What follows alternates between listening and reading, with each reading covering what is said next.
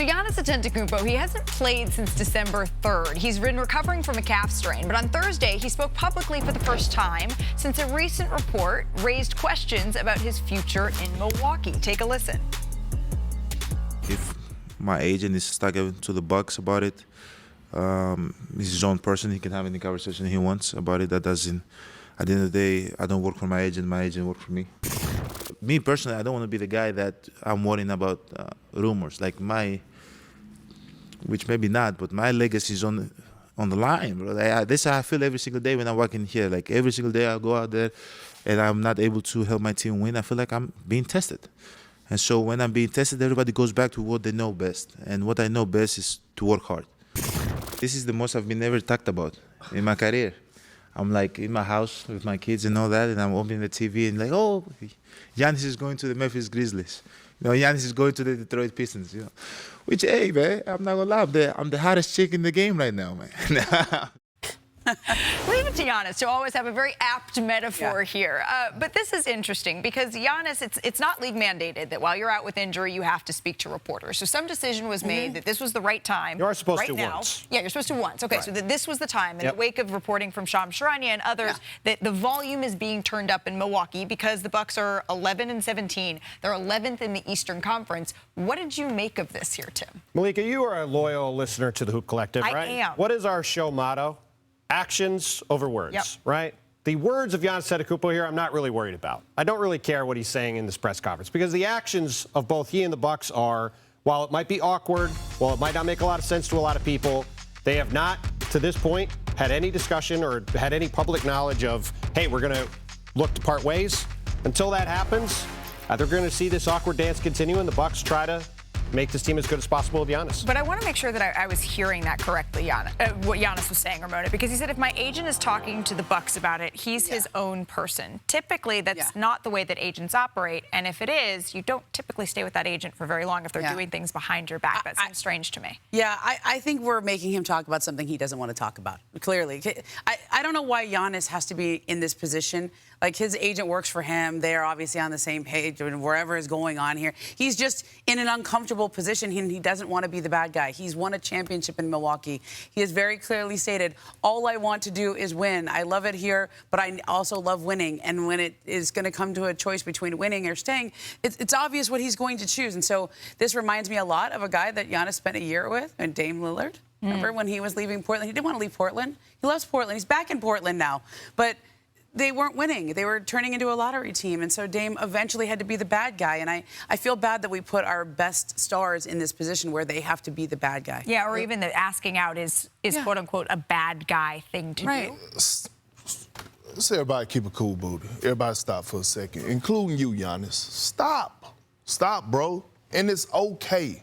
No one on this panel, no one in the media, no one in Milwaukee, the fan base, no one is going to be mad at you. You have poured your blood, sweat, and tears into this organization. You have delivered a championship. Let's not talk about what you have done for the city on the economic standpoint. Like, no one is going to be mad at you. I'm tired of the roller coaster, right? I'm tired of the up and down. If your agent is having conversations with the organization, you know about them. That's how it works. Players know everything that their agents is doing. I knew everything that my agent was doing, and I'm not even close to the level that Giannis Antetokounmpo is on. So again, if you want to, I feel like this relationship has ran its course. Now, reports came out that Giannis asked out in June or August or July, whatever day it was, whatever month it was, he asked out. They tried to test the market, whatever the case may be. It's okay.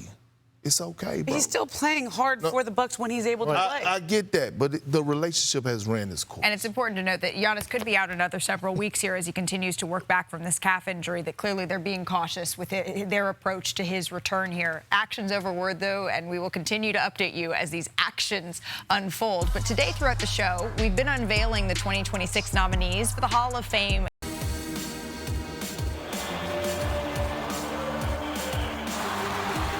When you dunk on somebody, it's a huge momentum builder.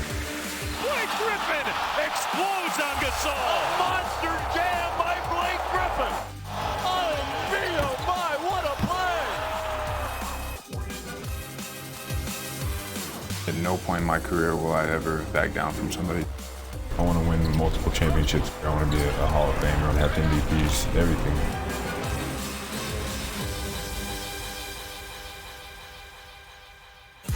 Blake Griffin leads the North American nominees for the Hall of Fame, and after a career full of highlights for the six-time All-Star, it is incredibly well-deserved. This list is absolutely stacked. He's joined by three-time Sixth Man of the Year, Jamal Crawford, in the nominations as well. And this list also includes seven-time champ Robert Horry in this one. He's on the list. One of these years he might get in. Seven rings. Joe Johnson, Kevin Johnson. I eat at Fixins every day. Bill Lane Beer, also what he did in the women's game.